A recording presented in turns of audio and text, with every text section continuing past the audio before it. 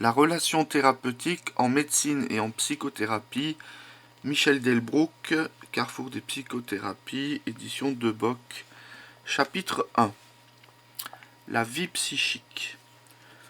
Pour comprendre ce qui se passe dans la relation thérapeutique entre un médecin et son patient, ou entre un psychothérapeute psychanalyste et son patient, il nous paraît essentiel d'appréhender la genèse de l'appareil psychique. Bien entendu, ce niveau de compréhension n'est pas ce que l'on demande aux médecins de premier échelon ou en médecine spécialisée. Cependant, dans les cas difficiles, il est parfois utile de se rendre compte de ce qui pourrait se passer à un niveau plus inconscient dans la relation soignant-soigné ou dans les interactions parfois incompréhensives entre les deux protagonistes du soin, comme nous en avons tous connu. Pour le lecteur qui ne serait pas intéressé par ce niveau d'explication, qu'il aille voir plus loin dans l'ouvrage pour ce qui l'intéresse, mais qu'il puisse retenir que lorsqu'il rencontre des difficultés relationnelles avec un patient, c'est qu'il se joue ou se rejoue peut-être des enjeux de diverses natures, tant chez son patient que chez lui, et qu'il puisse prendre un peu de distance par rapport au vécu de l'ici et maintenant de la relation thérapeutique. Certains patients n'ont pas eu la chance d'élaborer un psychisme suffisamment solide pour dialoguer avec leurs soignants. Ces enjeux, nous le verrons, peuvent être de nature très diverse, narcissiques, archaïques, de l'attachement, traumatique, transgénérationnel, etc. Point 1. Naissance de la vie psychique. Concevoir la naissance de la vie psychique va permettre au thérapeute de comprendre comment elle s'élabore. Et lorsqu'il constate tant chez l'enfant que chez le patient adulte quelques failles, son intervention risque d'être plus adéquate et plus ajustée. Pour plusieurs scientifiques, notamment pour les psychanalystes contemporains de la relation d'objet, de même que pour les théoriciens de l'attachement, la vie psychique s'élabore dès avant la naissance. Nous allons passer en revue quelques concepts qui nous préparent à la compréhension de ce qui se passe pour le nourrisson. 1.1. Berceau psychique. La notion de berceau psychique familial a été conceptualisée par Françoise Aubertel et employée par divers autres thérapeutes familiaux depuis 1990. Le berceau psychique est une métaphore. Il représente l'ensemble des qualités propres au cercle familial maternant qui se prépare à recevoir le nouveau-né. Il est préexistant à la naissance et doit assurer des fonctions de contenance et de portage, non seulement physiques, mais aussi psychiques. Il est proche de la notion d'appareil psychique familial, mais plus imagé, et correspond plus précisément à cet instant de la vie psychique familiale. Il est aussi proche du processus de transformation alpha de Wilfred Bion, mais souligne tout l'aspect de maternage physique avec le fait d'assurer le maintien des fonctions vitales. Pour cet auteur, l'image du berceau nous aide à éviter l'idée d'un processus intellectuel et nous évoque une régression dans l'appareil psychique de la famille autour du bébé. Elle indique que la participation adéquate de la famille à la venue du bébé est particulièrement colorée par du sensori-affectivo-moteur qui va permettre une bonne qualité des premiers échanges. Plusieurs auteurs utilisent ce concept dans leurs travaux, comme Évelyne Granchon, qui écrit en 2005. L'articulation des appareils psychiques singuliers et groupales familiales forment une nacelle, une trame où peuvent être déposés, mis en jeu et transformés des éléments provenant de l'héritage psychique de chacun, dont il peut bénéficier. Elle constitue le berceau psychique qui accueille, fonde et nourrit la psyché de l'enfant. Elle parle en effet de transmission transgénérationnelle pour désigner cette transmission inconsciente d'une génération aux suivantes, de fonctionnement psychique insuffisamment élaboré et susceptible d'entraver le développement et l'harmonie de la personnalité. Les théoriciens de l'attachement parleront également de la transmission transgénérationnelle, Des modèles internes opérants. 1.2 Enveloppe psychique. Les kleiniens et post-kleiniens élaborent la notion d'enveloppe psychique et de fonction contenante. Cette fonction contenante s'intériorise dans cette métaphore de l'enveloppe. Pour Albert Sicone, la notion d'enveloppe psychique est indissociable de la notion de sa fonction. L'enveloppe n'est pas un objet psychique en soi, ni même une instance, mais avant tout une fonction, assurée par un certain nombre de processus. Cette enveloppe psychique, ou le moi-peau, ne se réduit pas à la configuration d'un contour. Les recherches en thérapie familiale psychanalytique accordent aussi une place à la fonction d'enveloppe dans l'appareil psychique familial. Cependant, la notion d'enveloppe est davantage prise en compte dans sa fonction d'individuation et d'échange avec l'extérieur que dans ses fonctions de structuration de l'appareil psychique familial. Albert Sicone nous affirme que le modèle de Didier Anzieux contient ou reprend presque l'ensemble des modèles précédents. En effet, à l'occasion des expériences de contact de son corps avec le corps de la mère et dans le cadre d'une relation sécurisante d'attachement avec elle, le bébé acquiert la perception de la peau comme surface, ce qui engendre d'une part la notion d'une limite entre l'intérieur et l'extérieur, et d'autre part un sentiment d'intégrité de l'enveloppe corporelle. Ce sentiment d'intégrité donne au moi une enveloppe narcissique et un bien-être de base, d'où l'idée du moi-peau. Par moi-peau, Didier Anzieux désigne une figuration dont le moi de l'enfant se sert au cours des phases précoces de son développement pour se représenter lui-même comme moi contenant les contenus psychiques. Donc l'enfant se sert au cours des phases précoces de son développement pour se représenter lui-même comme moi contenant, comme moi, se représenter lui-même comme un moi contenant les contenus psychiques à partir de son expérience de la surface du corps. Les expériences vécues par le bébé le conduisent à différencier une surface comportant une face externe et une face interne, distinguant le dehors et le dedans, et un volume dans lequel il se sent baigné. Cette surface, qu'Anzieux nomme interface, et ce volume donne à l'enfant la sensation d'un contenant. Bion, dès 1962, a développé la notion d'objet contenant et de fonction contenante de l'objet, notion qui a été reprise par ses successeurs, notamment Esterbik. En effet, l'expérience chaotique et confuse du bébé nécessite la présence d'un contenant qui puisse accueillir et transformer cette expérience et la détoxiquer. Ainsi, le complexe contenant-contenu formé est réintrojecté par le bébé et se développe jusqu'à devenir le propre appareil à penser du bébé. Cette fonction de détoxication et de transformation qu'accomplit la mère pour le bébé est appelée fonction alpha, et elle constitue le premier pas dans l'activité de pensée. Le bébé, par un processus de clivage en objets partiels, projette une partie de sa personnalité en détresse dans l'objet mère, qui contient ainsi cette expérience émotionnelle, cette partie de la personnalité du bébé expulsée. Grâce à la capacité de rêverie de la mère, commence le processus de formation du symbole et de la pensée. La mère contenante transforme les éléments bêta, éléments bruts projetés, peur, terreur, en éléments alpha, éléments disponibles et gérables par la pensée de la mère réceptive, dans un premier temps en pensée onirique, puis en pensée et enfin en pensée de l'enfant. Pour René Roussillon, cette fonction contenante détoxique l'expérience par un processus de symbolisation.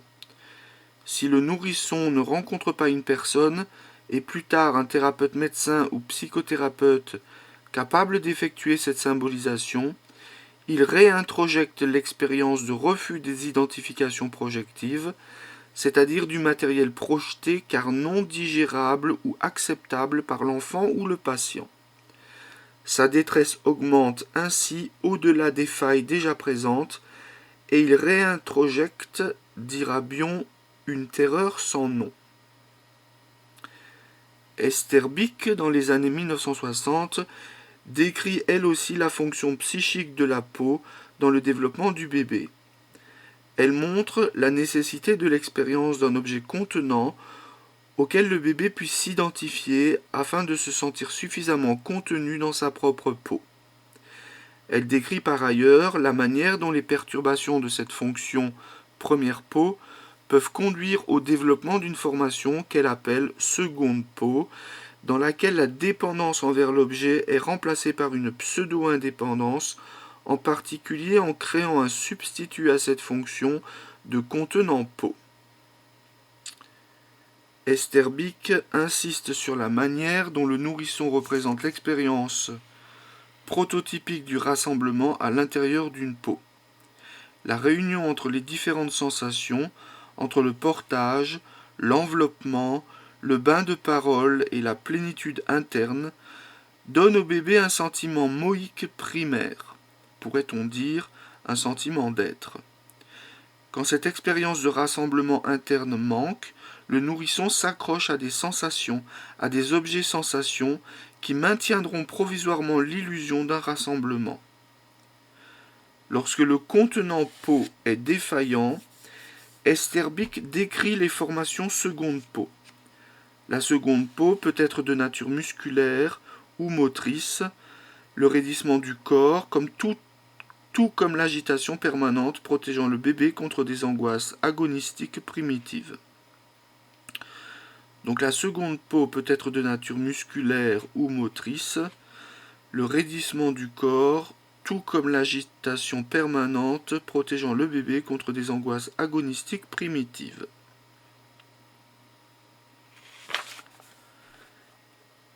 Le défaut de contenant interne peut se manifester chez des enfants agités, instables, hyperkinétiques ou violents. Cette agitation a pour but d'inventer un substitut de contenant ou seconde peau, comme par exemple la seconde peau intellectuelle de personnalité chez qui le savoir, la théorie, la pensée sont utilisés de manière défensive contre les expériences émotionnelles. Pour Geneviève Hague, l'intériorisation du holding s'effectue essentiellement à travers le regard. L'échange aiguisé des regards s'intériorise dans la situation de nourrissage. Cet échange est accompagné de paroles, d'attention et de préoccupation. Didier Houzel développe l'idée que tout se passe comme si les qualités de solidité et de résistance de l'enveloppe psychique se situaient au pôle paternel, et les qualités de réceptivité et de souplesse au pôle maternel. Une juste alliance des aspects maternels et paternels est requise pour donner à l'enveloppe les qualités plastiques nécessaires à la contenance qui doit articuler étanchéité et perméabilité, consistance et élasticité. Mahler et Houzel évoquent même la notion de coque protectrice quasi hermétique. Face à un surcroît de bruit, de climat anxiogène, d'excitation positive, d'agression, etc., la mère et les autres figures d'attachement maintiennent une coque de protection hermétique, empêchant le nourrisson en très bas âge de subir trop de facteurs de stress externes et internes, d'éviter des traumas par négligence ou par excès. Nous verrons plus loin que Madame Morel développe cette idée de protection de l'intime en protégeant nos patients adultes de trop d'intrusions. Pour poursuivre cette idée de contenance, de coque hermétique, Houzel décrit 3 modèles du soin psychanalytique, à la fois d'un point de vue chronologique ou historique et d'un point de vue actuel pour le patient qui consulte. Ces 3 modèles peuvent opérer solidairement ou simultanément et ces concepts peuvent s'appliquer tant à la psychanalyse qu'en psychothérapie et en consultation de médecine de premier échelon. Alors, petit tableau, modèle de soins. Alors, modèle de la décharge, modèle du dévoilement, modèle de la contenance. Alors, modèle de soins, modèle de la décharge. Ce qui soigne, c'est de décharger par la parole son angoisse, sa tension interne, ses conflits. L'acte de parole a ainsi une valeur cathartique. Modèle du dévoilement. Dévoiler le fantasme, le conflit inconscient, c'est-à-dire tout ce qui meut l'individu à son insu. Et enfin, modèle de la contenance, ce qui soigne, c'est aussi la capacité du thérapeute à contenir les émotions, les pensées que le moi trop fragile du patient, trop peu assuré dans son sentiment d'existence, ne peut contenir, ne peut tolérer, ne peut penser. Nous noterons que chez les enfants, les états limites, les psychotiques, les groupes, les familles, les structures contenantes ou les fonctions contenantes peuvent être particulièrement défaillantes, souffrantes. Cette conception de la pathologie de l'enveloppe est non seulement appliquée à l'approche individuelle, mais elle est aussi pour la compréhension du fonctionnement psychique groupal. Ces notions seront reprises dans le chapitre 10 sur le travail psychothérapeutique de groupe, page 399. Donc le berceau psychique préexisterait avant la naissance, l'enveloppe psychique dès la naissance et toute la vie, tandis que la coque hermétique protégeant le nourrisson pourrait se construire dès la naissance et dans les premiers mois de la vie. Grand 2. Subjectivité et intersubjectivité.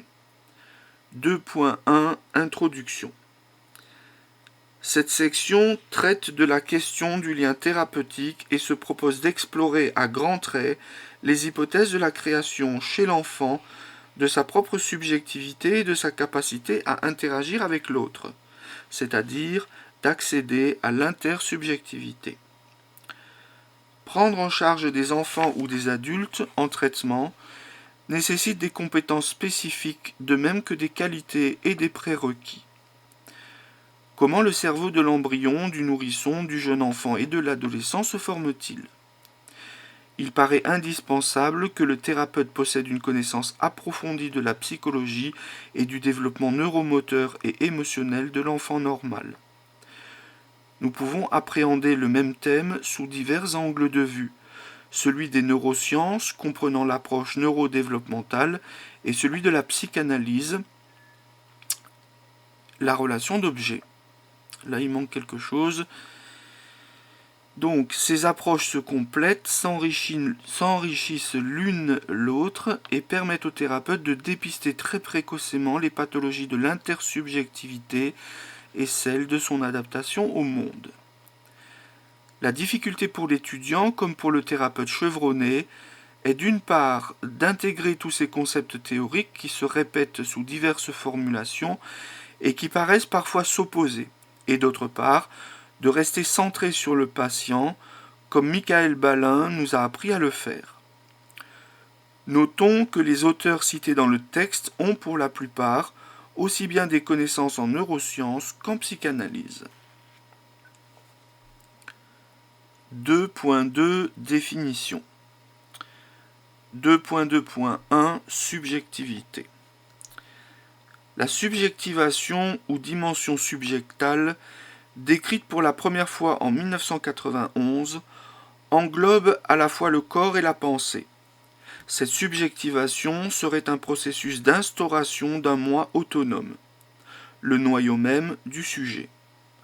La relation mère-enfant, décrite par Donald Winnicott, a une fonction de subjectivation. Le regard de la mère sur l'enfant et réciproquement le regard de l'enfant sur la mère permet à l'enfant de se différencier en tant que sujet. L'espace potentiel est un espace de subjectivation. Le travail de subjectivation serait une transformation de l'inconscient et est, pour l'enfant, l'acquisition de l'activité auto-érotique. C'est donc une réponse à une dépendance. Cette capacité de subjectivation débute à la naissance et se poursuit jusqu'à l'âge adulte. Pour Madame Suzanne Wolf, l'écoute retenue en psychanalyse permet au patient un processus de subjectivation, c'est-à-dire d'établir un lien entre des événements vécus et la réalité psychique interne. La subjectivation est donc le résultat de la capacité psychique à pouvoir clarifier les relations entre la réalité externe, le fonctionnement propre, ses mouvements psychiques internes et ses représentations. Seul le discours du patient peut faire émerger une telle symbolisation des vécus et des pensées, des fantasmes et des affects qui y sont liés.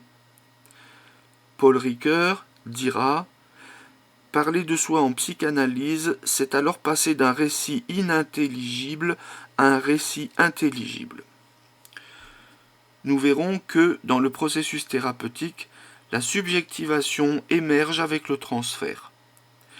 Le dispositif de la cure analytique ou de la relation thérapeutique permet au patient d'appréhender ce qui lui est inaccessible. L'identité ne peut s'approprier que dans l'altérité. C'est en devenant autre que le sujet se permet de devenir lui-même sujet. Les mécanismes de protection du patient peuvent faire obstacle pour interpréter le transfert ou la prise de conscience de l'existence même de l'autre et, par là, peuvent éviter l'accès à la subjectivation, c'est-à-dire le chemin vers une transformation par laquelle l'individu se constitue comme sujet. La subjectivation nécessite donc une intersubjectivation. 2.2.2 Pathologie de la subjectivation.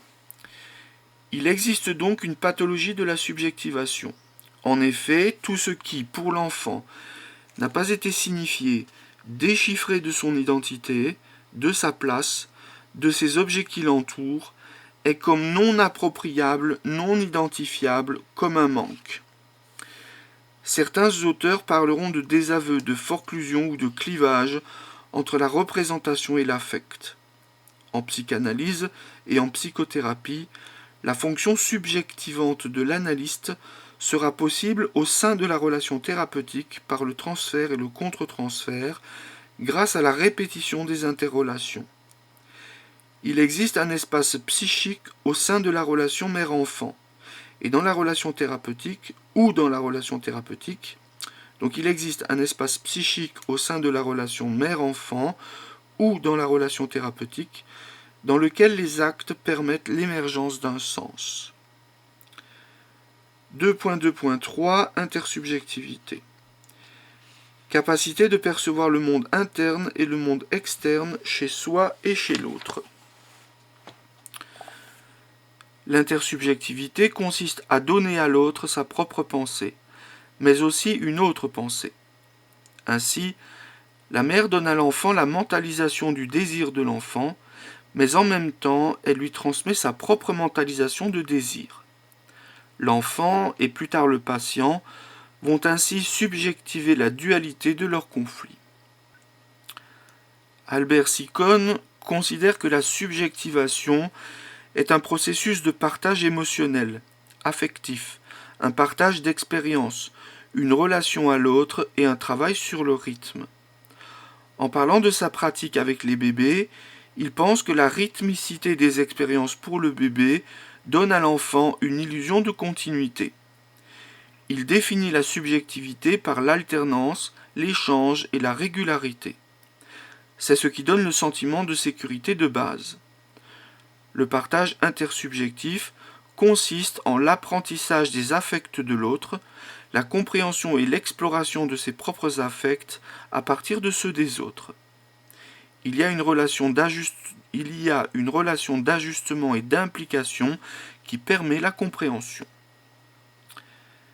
L'intersubjectivité, d'après Gols, est porteuse de souffrance, car elle représente l'ensemble des mécanismes qui vont permettre à l'enfant de découvrir le fait que lui et l'autre font d'eux. Comment peut-il admettre qu'entre lui et l'autre il y ait un écart ? L'interaction existe au départ, mais elle est pensée et travaillée par les adultes qui l'entourent. le bébé arrive avec quelques noyaux d'intersubjectivité. Il faudra les développer. La relation à soi conditionne la relation à l'autre. 2.3 Point de vue scientifique. Neurobiologie de l'attachement. Malgré la multiplicité des recherches très spécialisées, risquant de provoquer l'émiettement de la réflexion théorique, une convergence apparaît parmi les scientifiques sur le fait que le bébé est un être éminemment actif, que ce soit à travers la théorie dynamique des systèmes, celle de la perception et de l'acquisition du langage, celle de la connaissance de soi ou celle des interactions sociales. Le nourrisson est acteur au niveau de son propre développement perceptuel, cognitif, relationnel, émotionnel et social, et ne peut être résumé ni à un produit de la maturation, ni à une somme d'apprentissage. L'image du bébé incompétent perceptif, ou qualifié de simple éponge sensorielle, est abandonnée au profit de celle d'un nouveau-né capable de traiter les informations reçues par tous ses organes sensoriels. Alors que John Bowlby faisait appel à l'éthologie et à la cybernétique pour expliquer les bases scientifiques de l'attachement, les chercheurs actuels en neurosciences ont une approche neurodéveloppementale de cet attachement. La théorie des systèmes dynamiques non linéaires nous explique que plus une situation est répétée par l'expérience, plus elle devient stable et s'enregistre dans le cerveau grâce à la configuration des neurones. Le système apprend par l'expérience et se sensibilise en configuration particulière parmi les milliards de combinaisons possibles. Les circuits neuroniques et la composition chimique se constituent à la suite des expériences successives, favorisant la voie trouvée et inhibant les autres combinaisons possibles. Donc favorisant la voie trouvée et inhibant les autres combinaisons possibles.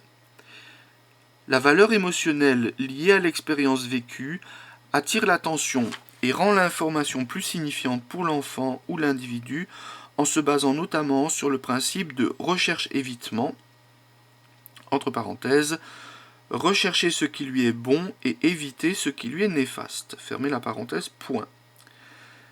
Ainsi, le tronc cérébral et ses zones adjacentes auront pour rôle d'enregistrer des schémas préétablis sur l'état de son organisme, qui résultent d'une programmation innée liée à la survie de l'espèce.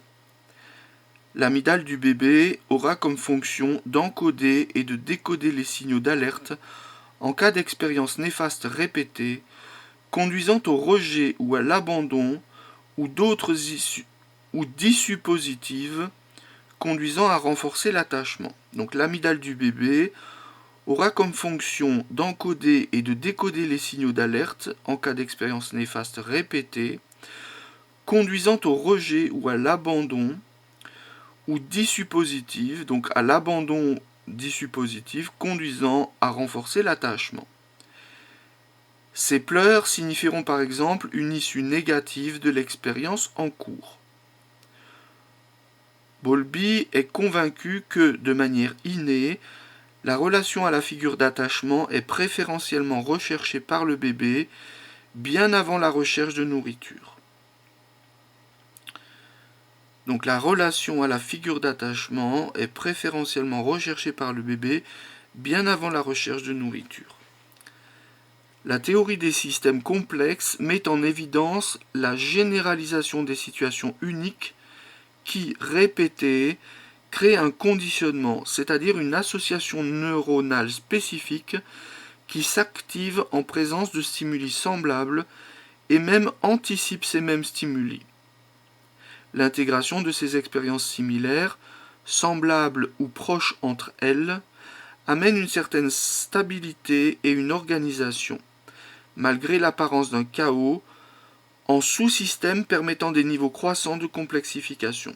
Donc l'intégration de ces expériences similaires, semblables ou proches entre elles, amène une certaine stabilité et une organisation, malgré l'apparence d'un chaos en sous-systèmes permettant des niveaux croissants de complexification. Bien entendu, ces systèmes se construisent en fonction de contraintes internes propres au bébé et de contraintes externes liées à l'environnement. Au fur et à mesure du développement de l'enfant, le système se stabilise et les contraintes internes prennent plus d'importance. L'infinité des possibles connexions se réduit. Un certain nombre de neurones non utilisés ou non stimulés sont détruits par le processus d'apoptose. Quant aux contraintes externes, elles évoluent grâce aux conduites adaptatives familiales, au potentiel de flexibilité et d'intégration de nouvelles données. Les systèmes familiaux trop rigides ne permettent pas au bébé de s'adapter en cas de modification de l'environnement. La flexibilité entre les sous-systèmes se joue au niveau de la partie centrale du cerveau de l'enfant, tronc cérébral, thalamus, hypothalamus, responsable des fonctions vitales, corporelles, attention, sommeil, faim, température. Le système limbique prendra en compte les informations provenant de ce cerveau dit reptilien et lui donnera une valeur émotionnelle. Ensuite, les connexions avec le préfrontal prennent le relais et celui-ci donne sens à l'expérience. Le début de la subjectivité apparaît et enfin le néocortex intègre toutes ces données en les synthétisant et les rendant plus abstraites. Il permet à l'enfant de les verbaliser et de les communiquer. Ce sera le début de l'intersubjectivité. L'hippocampe, autre structure du cerveau limbique, va structurer et organiser les souvenirs de toutes ces expériences et les garder en mémoire. Il catégorise les expériences en sous-ensembles, ce qui va permettre d'avancer dans la complexité du système. 2.3.1 La mentalisation, approche neurodéveloppementale. Plusieurs auteurs se sont penchés sur la question de l'accès de l'enfant à sa capacité de mentaliser et de réguler ses affects. La mentalisation est un processus psychique par lequel la personne interprète implicitement et explicitement ses propres actions et celles des autres comme étant reliées à des états mentaux intentionnels, tels les désirs, les besoins, les sentiments et les croyances. Pour Catherine Hamel, l'enfant traverse au préalable 3 stades non mentalisants. Le nourrisson, âgé d'1 an, entame la position téléologique, par laquelle il parvient à se représenter et à prédire le comportement comme une façon rationnelle d'atteindre un but. Cette position téléologique, marquant le début du développement neuroaffectif du nourrisson, correspond chez les analystes de la relation d'objet, kleinien et post-kleinien, au stade de l'identité adhésive, ou chez les psychanalystes au stade du narcissisme primaire de Sigmund Freud. De la séduction narcissique primaire de Paul-Claude Racamier ou de l'amour primaire de Balin. À ce stade très précoce, les capacités de régulation affective, sensorielle et corporelle des parents ou des figures d'attachement seront essentielles. La synchronicité émotionnelle et physique avec l'enfant lui permettra d'acquérir cette identité adhésive et ou ce narcissisme primaire et de construire cette première phase du moi.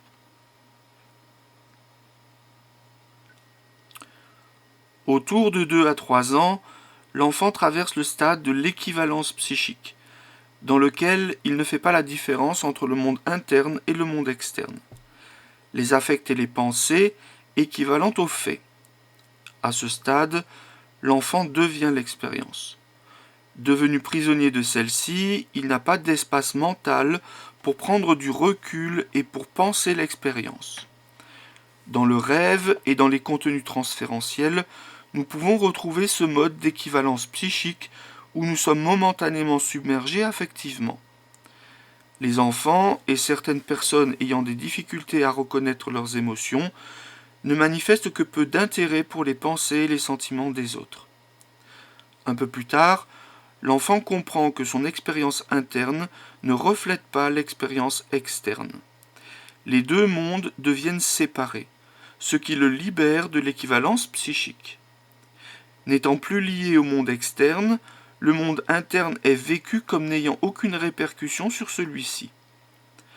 Ce stade est appelé le mode prétendu, qui survient avec la capacité de jouer de l'enfant. Le jeu l'occupe tout à fait et le réel disparaît. Le mode prétendu représente une avancée sur l'équivalence psychique et devient un lieu d'exercice pour le stade de prémentalisation. L'enfant est totalement en contact avec son monde interne et n'est plus en contact avec le monde externe. Chez l'adulte, nous retrouvons cet état, notamment dans les états de dissociation. Vers 4 ans, l'enfant intègre le mode d'équivalence psychique et le mode prétendu, et peut se représenter les modes internes et externes comme étant liés mais distincts. Pour Phonagy, l'enfant peut inhiber sa capacité de mentalisation de façon défensive afin de ne pas penser aux états mentaux d'une figure d'attachement maltraitante ou psychiquement violente. De même, il peut conserver de la communication avec l'adulte à un niveau impersonnel afin de ne pas être en contact avec les états internes de celui-ci. Cette capacité de régulation des affects permet de comprendre les mécanismes de défense comme des stratégies de régulation émotionnelle pour éviter ou modifier les affects trop difficiles à tolérer. L'émotion, principe organisateur de notre cerveau, permet de gérer les traumas, de réguler l'intensité et la durée des affects. Il s'agit donc d'un moyen de protection, de survie, et non d'un évitement ou d'une résistance. Le thérapeute d'enfance sera habile à le comprendre et à le détecter, comme par ailleurs chez l'adulte alexithymique et psychosomatique. Le rôle des parents et du thérapeute pour enfants sera essentiel dans sa capacité de régulation affective. Au départ, l'enfant ne dispose d'aucun moyen de régulation interne. Ses parents assurent la fonction de régulateur externe, entre parenthèses, comme parfois plus tardivement avec les adolescents et les patients adultes, notamment borderline en psychothérapie. Fermez la parenthèse, point. Shore évoque la synchronicité affective de la mère. Il la décrit comme un cycle relationnel de stimulation et d'apaisement.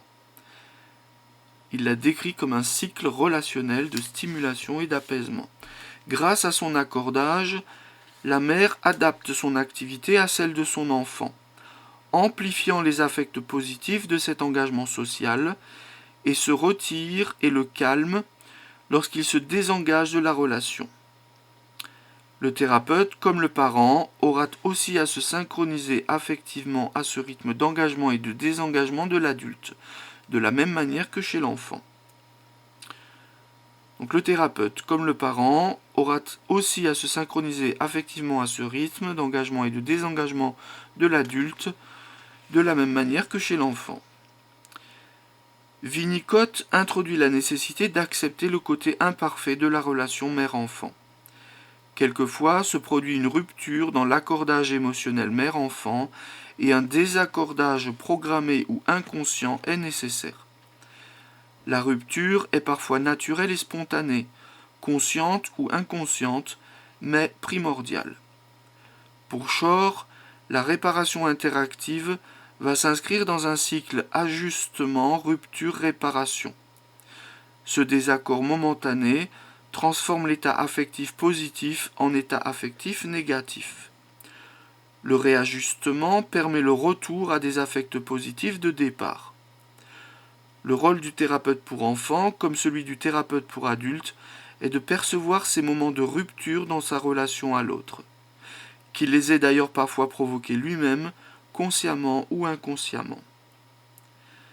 L'objectif thérapeutique consistera à réexpérimenter des situations non ajustées, à des niveaux tolérables et dans un climat sécurisé et empathique. La capacité du thérapeute à être conscient de ses résonances affectives et de ses ajustements émotionnels sera indispensable pour traverser ces moments de rupture. Phonagy insiste sur la nécessité de la congruence du reflet en miroir de la part des adultes et sur l'importance de l'étiquetage clair des états internes pour éviter une confusion chez l'enfant au niveau de la perception de ces états internes qui ne correspondraient en rien avec le réel en cours. L'accès au stade de mentalisation permettra à l'enfant de conscientiser au niveau émotionnel et cognitif ce qui se passe et chez lui et chez son interlocuteur. C'est la naissance de l'intersubjectivité. 2.4 Subjectivité et intersubjectivité, approche psychanalytique. Pour expliquer l'origine de la psychogenèse, nous avons vu que les analystes de la relation d'objet évoquent la notion de peau psychique. En effet, l'élaboration de l'enveloppe psychique et de la base de l'identité se fait à partir d'un processus identificatoire primitif appelé identification adhésive. Pour Husserl, le psychisme construit lui-même sa propre enveloppe sous l'effet des forces qui l'animent de l'intérieur, et ce, dans un processus essentiellement dynamique.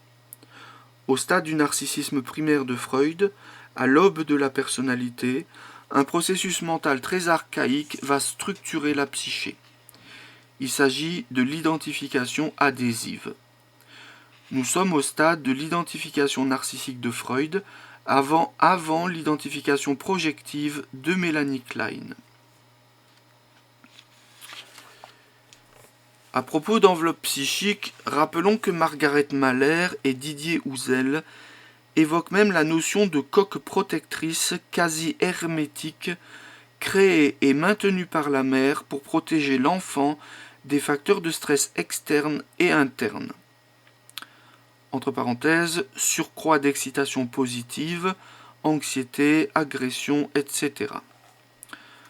Freud en parle sous forme de fonction parexcitante et Bion de fonction alpha. La mère, les figures d'attachement et le thérapeute, grâce à leur capacité de percevoir en eux leur saine résonance affective, régulent leur affect afin de les synchroniser à l'enfant ou de les désynchroniser si nécessaire. Ces compétences de l'adulte et du thérapeute ne sont permises qu'avec une connaissance intime de leur propre monde interne, de leurs réactions transférentielles et contre-transférentielles.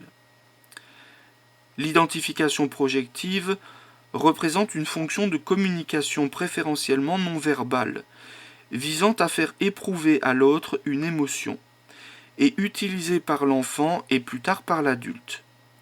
C'est comme si l'enfant s'arrangeait pour que le parent et, par la suite, le thérapeute éprouve des ressentis qui lui permettent de sentir, d'éprouver et d'imaginer ce que lui vit, ce que lui-même vit. La santé mentale implique le renoncement à l'identification narcissique en faveur de l'identification introjective, en passant, nous disent ces auteurs, par la traversée de l'identification adhésive ou état autistique normal, puis de l'identification projective. Le psychisme de l'enfant va s'élaborer en expérimentant en alternance plusieurs positions, celle de repli narcissique et celle d'aller vers des relations à l'autre, et celle d'aller vers des relations à l'autre, c'est-à-dire des relations objectales. Le caractère pathologique va résulter de l'aspect destructeur, rigide des processus normaux. Nous pourrions avoir alors des risques d'autisme pathologique. Cette identification projective peut être normale et est dite évolutive, c'est-à-dire qu'elle représente un stade évolutif où l'enfant projette chez l'autre des affects ou des pensées qui pourraient lui appartenir, mais qu'il n'est pas encore prêt à intégrer. Cette projection lui permet temporairement de conserver intacte sa propre identité. Elle peut cependant devenir pathologique lorsqu'elle devient le moyen privilégié d'interagir avec l'autre. Nous retrouverons ces mécanismes figés dans certains troubles de la personnalité, notamment dans les états limites. personnalité narcissique et borderline. Ce mécanisme d'identification projective, IP, se trouve exacerbé et très pathologique dans sa forme intrusive, comme dans la perversion narcissique, la paranoïa et la psychopathie. Il s'agit d'évacuer les parts d'ombre, les dysfonctionnements, les mauvais objets internes chez l'autre. L'identification projective, d'un point de vue psychogénétique, précède l'identification introjective. Elle fournit les bases sur lesquelles repose le développement normal de l'enfant. En effet, avant d'introjeter, c'est-à-dire d'intérioriser, d'intégrer, tout sujet incorpore, autrement dit, s'identifie projectivement à son parent, à son maître. L'introjection œuvre en association avec la projection. Le processus d'introjection-projection représente une véritable respiration psychique. Au stade d'identification introjective, l'enfant est devenu capable de commencer à intégrer ce qui lui appartient en propre en termes d'affect et de pensée. Il peut également percevoir et décoder progressivement les aspects cognitifs et émotionnels de ce qui l'approche. Lorsque son environnement est sain et que ses interactions se déroulent dans un climat de sécurité et d'empathie, cet apprentissage se fera peu à peu avec des accordages et des désaccordages, des allers et des retours, des réussites et des échecs, des engagements et des désengagements. Dans cette zone de fluctuation, des mots seront mis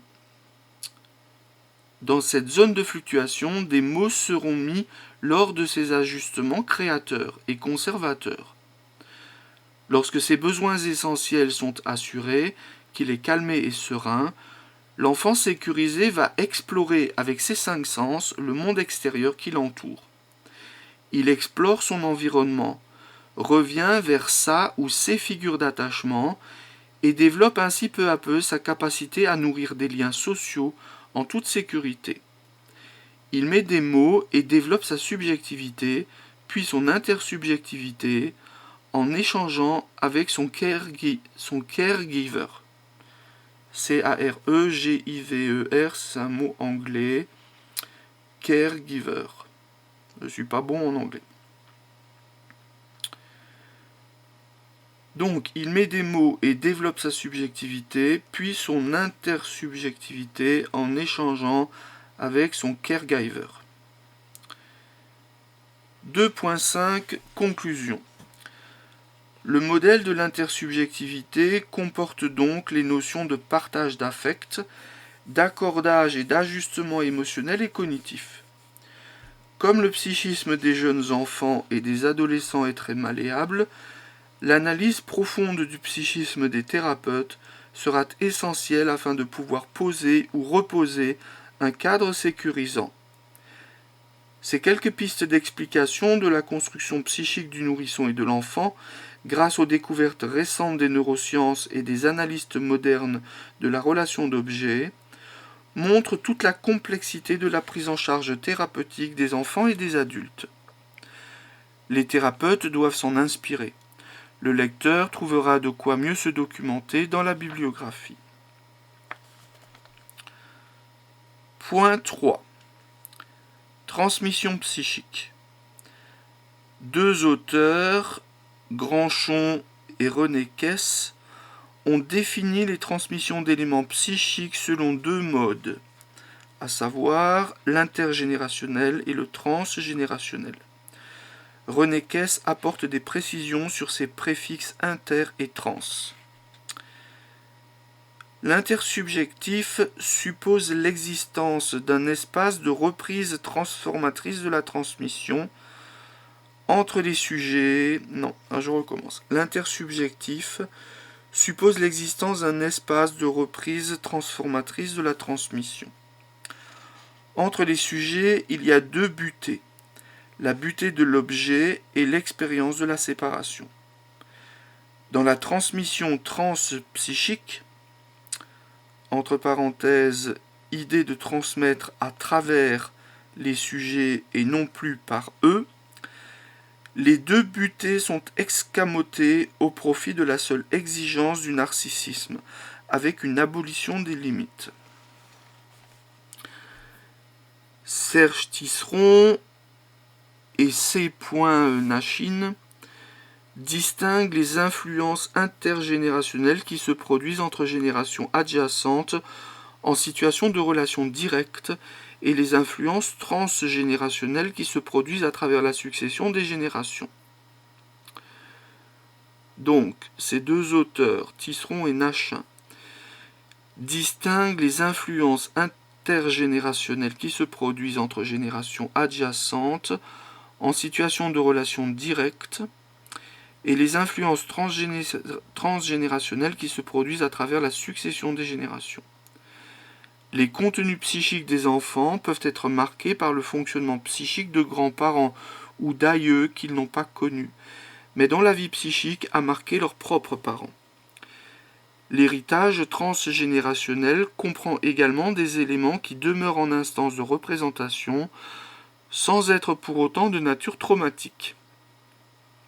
Le concept de négativité relative proposé par René Kess pourrait rendre compte de ces aspects de la transmission transgénérationnelle non pathologique. Avant eux, Lebowitz, un précurseur des théoriciens de l'attachement, avait déjà parlé de mandat transgénérationnel à propos de la transmission quasi génétique des modèles internes opérants. 3.1 La transmission intergénérationnelle. La transmission intergénérationnelle est une transmission d'une génération à l'autre d'éléments psychiques assimilables, élaborables, utiles et même indispensables au développement psychique. L'héritage intergénérationnel est donc constitué de vécus psychiques élaborés, fantasmes, imagos, identifications, qui organisent une histoire familiale, un récit mythique dans lequel chaque sujet peut puiser les éléments nécessaires à la constitution de son roman familial individuel névrotique. D'autres auteurs parleront à ce niveau de transmission d'accordage intersubjectiviste. 3.2 La transmission transgénérationnelle. La transmission transgénérationnelle est une transmission non élaborable, avec des non-dits, des cryptes, des fantômes, etc., qui constituent autant d'enclaves intrapsychiques, sources de souffrance, de perturbation et de répétition, tant qu'ils n'ont pas fait l'objet d'élaboration et de prise de conscience. L'héritage transgénérationnel est donc constitué d'éléments bruts, non élaborés, transmis tels quels, issus d'une histoire lacunaire marquée de vécus traumatiques, de non-dits, de deuil non faits. Faute d'avoir été élaborés par la ou les générations précédentes, ces éléments bruts font irruption chez les héritiers, traversant leur espace psychique sans appropriation possible. Certains auteurs parlent de niches ou de cryptes enfouies au plus profond de l'inconscient et transmises de façon inconsciente de génération en génération. Entre parenthèses, le viol de l'arrière-grand-mère, la mort de la mariée le jour des épousailles, l'abandon de l'enfant conçu hors mariage, etc. Point 4. Pathologie de l'intersubjectivité. Pour rappel, l'intersubjectivité représente la capacité de percevoir, et chez soi et chez l'autre, le monde interne et le monde externe. Une nouvelle manière de concevoir la psychopathologie serait de l'analyser sous l'angle de l'intersubjectivité. Dans les formes pathologiques de l'intersubjectivité sont décrites deux types de pathologies, celle par excès et celle par défaut. Dans ces cas de figure, il n'y a plus d'ajustement créateur et ou conservateur, il n'y a plus de place pour chacun des deux protagonistes. L'un envahit l'autre ou est envahi par l'autre. Le concept même de l'intersubjectivité disparaît. 4.1 Pathologie de l'intersubjectivité par excès. 4.1.1 Dépendance extrême. Parmi les dépendances extrêmes, nous notons les passions amoureuses extrêmes, les états amoureux excessifs, la jalousie maladive, l'érotomanie, les relations sexuelles compulsives, les perversions sexuelles, la perversion narcissique, les liens d'emprise et les comportements de soumission exagérés. 4.1.2 Dépendance modérée. Parmi les dépendances modérées, nous trouvons les dépendances affectives, les personnalités borderline, la névrose hystérique, l'ocnophilie, les positions symbiotiques. Donc pour information, l'ocnophilie, ça consiste en un besoin de s'accrocher à l'autre pour survivre. 4.2 Pathologie de l'intersubjectivité par défaut.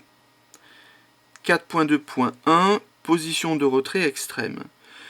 Dans les pathologies de l'intersubjectivité par défaut, on peut décliner des formes de retrait extrêmes comme dans l'autisme, les états schizophréniques, la paranoïa de combat et la psychopathie. 4.2.2 Position de retrait modérée. Nous décrivons des formes modérées de pathologie de l'intersubjectivité par défaut, à savoir le retrait autistique normal, le philobatisme, la personnalité schizoïde et la personnalité schizotypique, de même que la paranoïa sensitive.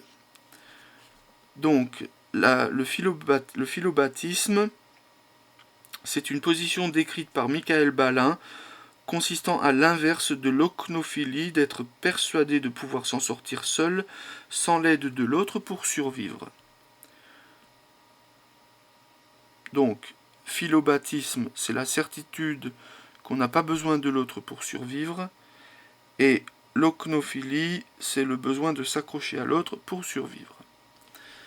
Voilà, donc fin de la lecture du chapitre 1, la vie psychique, du livre de Michel Delbrück, La relation thérapeutique en médecine et en psychothérapie.